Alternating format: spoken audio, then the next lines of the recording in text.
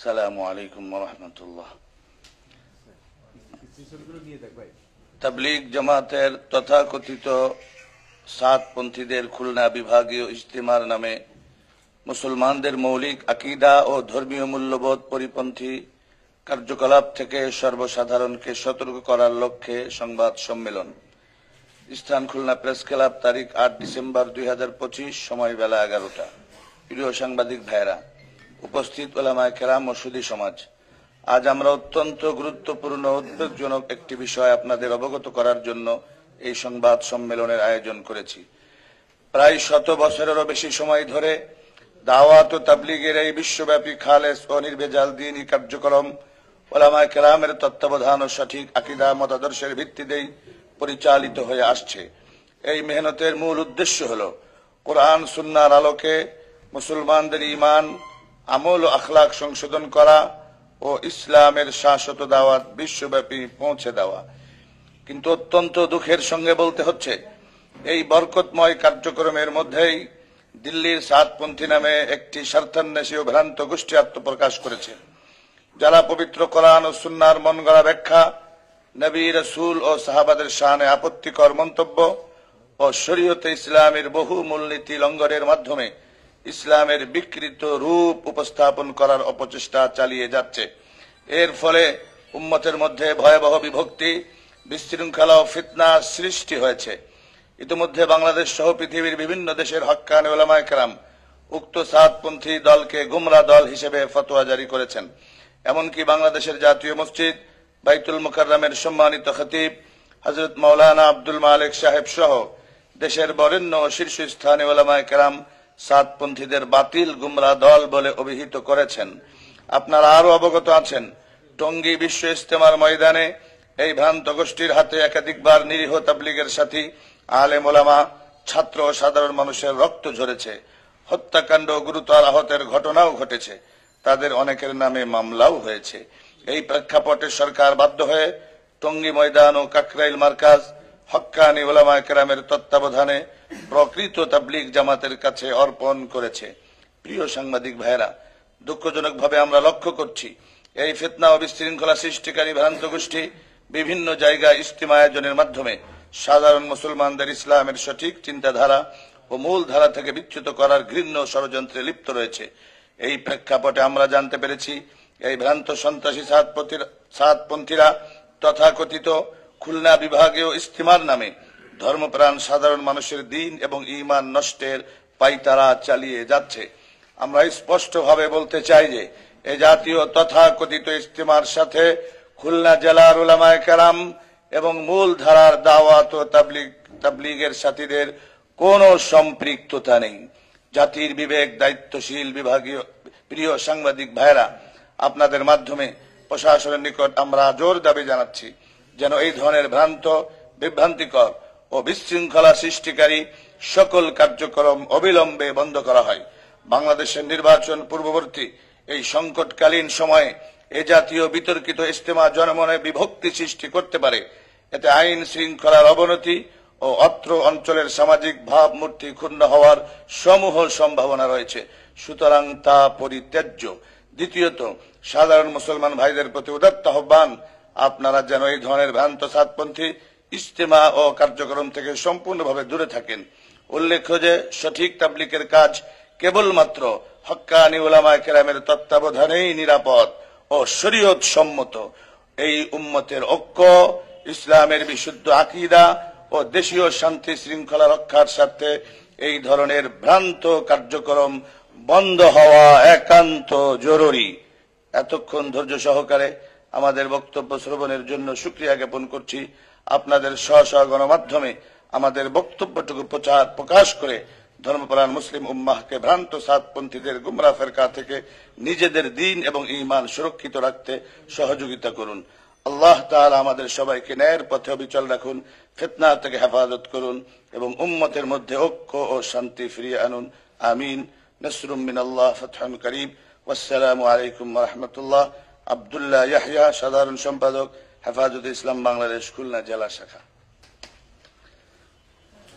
আপনাদের কোনো কর্মসূচি আছে কিনা? এই যে বিভাগীয় ইজতিমা তারা ইন্তজাম করছেন, এরপরে তো প্রেস কনফারেন্স করে আপনার সর্বসাধারণকে অবহিত করলেন। জি জি, যেহেতু একেবারেই আমরা যতটুকু জানছি খুব অল্প সময়ের ব্যবধানে তারা করবে, কিন্তু এই তো ওদের এই ফিতনার কর্মসূচিটা আমাদের তো ওদের বিরুদ্ধে আমাদের কর্মসূচি চলমান। আমরা দৈনিক আমরা বিভিন্ন জায়গায় বয়ান, বক্তৃতা, বিভিন্ন প্রোগ্রামের মাধ্যমে আমরা সতর্ক করছি যে যারা আলেমদের গায়ে হাত তুলে, যারা সাধারণ তবলিগের গায়ে হাত তুলে, আপনারা জানেন পুরা বিশ্ব মিডিয়া দেখিয়েছে টঙ্গীর মাঠে কি ঘটেছিল, যার ফলশ্রুতিতে আজকে সরকার বাধ্য হয়েছে যে তাদেরকে টঙ্গীর মাঠও ব্যবহার করতে দেয় না, কাকরাইল মসজিদও ব্যবহার করতে দেয় না। তাহলে কি আপনারা প্রশাসনের কাছে দাবি জানাচ্ছেন যে ময়ূর আবাসিক যাতে তাদের ব্যবহার না করে? জি জি, যে আমরা প্রশাসনিক দাবি জানাচ্ছি যে সরকার যেমন ঢাকাতে তারা সুন্দর সিদ্ধান্ত নিয়েছে, তো আমাদের খুলনার ধর্মপ্রাণ মুসলমানদের ইমান, আকিদা, তাহজিব, তামাদ্দুন, ধর্মীয় কৃষ্টি কালচার বাঁচানোর দায়িত্ব এই শহরের আলেমদের, ইমামদের। আমরা সেই জায়গা থেকে আমরা এখানে আসছি।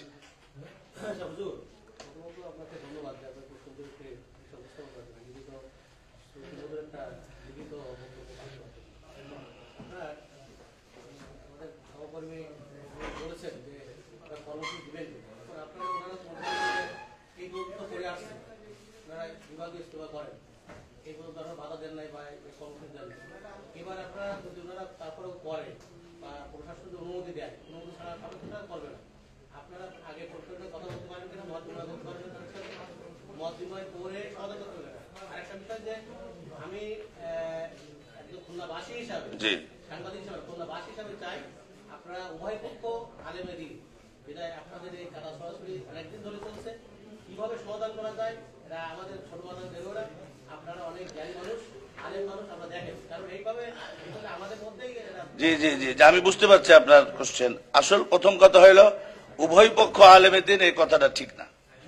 এটা হলো প্রথম কথা আমার। যদি আমরা উভয় পক্ষ আলেম হইতাম তাহলে তো ঝামেলাই ছিল না। আপনারা জানেন তাদের একজন ব্যক্তিকে বাংলাদেশের আমির হিসেবে তারা এই মাত্র 1-2 দিন আগেই তারা ঘোষণা করেছে। উনি আলেম নন, উনি মাদ্রাসায় পড়েননি। তাহলে দাওয়াত ও তবলিগের এই কাজটা, এটা কি দুনিয়ার কাজ না দিনের কাজ? আপনার কাছে আমার প্রশ্ন। এটা নিশ্চয়ই দুনিয়ার কাজ না। তো দিনের কাজ তো আলেমরাই করবে, দুনিয়াদাররা না, তারা সহযোগিতা করবে। সুতরাং প্রথম কথা হলো দুই আলেমের বিভেদ নয়, এটা হলো আলেম এবং সাধারণ কিছু স্বার্থান্বেষী, কুচক্রী, উগ্র, সন্ত্রাসী, তাদের বিভেদ। তো আমরা কোনোভাবেই চাইবো না যে এই দেশে ইসলামের নামে, দ্বীনের নামে কেউ জনগণকে বিভ্রান্ত করবে। এই জন্যই তো আমরা আপনাদের মাধ্যমে প্রশাসনের কাছে অনুরোধ করলাম এবং প্রয়োজন আমরা সাক্ষাৎ করব। আমাদের সাধ্যে যতটুকু আছে আমরা চেষ্টা করে যাব। আল্লাহ রসুল চেষ্টা করেছেন, কাজ করেছেন, আমরাও তাদের নায়েব হিসেবে, ওয়ারিস হিসেবে আমাদের দায়িত্ব কাজ করার চেষ্টা করা। ধন্যবাদ। মানুষের প্রত্যাশা থাকে যে এ ধরনের ইজতেমায় দিন শিখবে, দিনই আলোচনা হবে। এই যে আপনাদের মধ্যে বিভেদ আছে, সাধারণ মানুষের সাথে সাতপন্থীদের কোনো বিভেদ না, কিন্তু এই যে আপনারা যে বন্ধ করার মানে প্রচেষ্টা করছেন বা তারা এখানে করতে পারবে না, আপনারা কোনো উদ্যোগ, আপনাদের কোনো উদ্যোগ আছে কিনা এই ধরনের আয়োজনে? এ ধরনের আয়োজন আপনারা করতে চান? হ্যাঁ, আমরা তো করতেছি। যে আমাদের কয়দিন আগেই টঙ্গীতে 5 দিনের জোর হয়ে গেল, এই 1 সপ্তাহ আগে। গত সপ্তাহে আমাদের জোর ছিল, সেখানে বিশ্বের বিভিন্ন দেশের লোকজন শরীক হয়েছে এবং আমাদের বৃহস্পতিবারে খুলনা তাবলিগ মার্কাজে এখানে আমাদের প্রোগ্রাম হয়। তো আমরা পর্যায়ক্রমে আমরা এই ধরনের প্রোগ্রাম আমরা হাতে নিই এবং করতেছি। আমাদের বাধা দেওয়ার মূল বিষয়টা বুঝতে হবে, আমরা কেন বাধা দিচ্ছি। যে একটা লোক সে যদি সঠিকভাবে দিন না বুঝে, ইসলাম না বুঝে, তো চর্চা করবে কিভাবে? দিন এটা তো ছেলে খেলার বিষয় নয়, এটা সাধারণ কোনো বিষয় নয়। এটা আলেমরাই বুঝে এবং আলেমদের তত্ত্বাবধানে এটা হবে। এটা প্রাথমিকভাবে যখন শুরু হয়েছিল এটা অনেক ধরনের সমস্যা ছিল। আলহামদুলিল্লাহ দিন যাচ্ছে। আজহার মিনাস শামস, সূর্য থেকেও পরিষ্কার হচ্ছে। আকাশে সূর্য উঠলে এটা কাউকে দেখানোর দরকার নাই, ওই দেখো সূর্য, চোখ থাকলেই সে দেখতে পাবে। ঠিক সাতপন্থীদের কার্যকলাপ প্রমাণিত যে তারা ভ্রান্ত, তারা গুমরা। এটা হয়তো সময়ের ব্যবধানে কেউ আজকে বুঝতেছে, কেউ কালকে বুঝবে, কেউ হয়তো পরশু বুঝবে। জি, এবং আপনাদের মাধ্যমে আরো একটা সুসংবাদ আমরা দিচ্ছি, যেটা বিশ্ব ইজতেমা, সারা দেশের লোক, সারা দুনিয়ার লোক এখানে আসে। বাংলাদেশের সম্মান মর্যাদা যেখানে সারা বিশ্বের দরবারে প্রতিষ্ঠিত হয় এবং মানুষ বাংলাদেশের দিকে তাকিয়ে থাকে, সেটা জানুয়ারি মাসের 2, 3, 4 আমরা সেখানে সবাইকে যাওয়ার জন্য দাওয়াত দিচ্ছি। বহুত শুকরিয়া আপনাদের।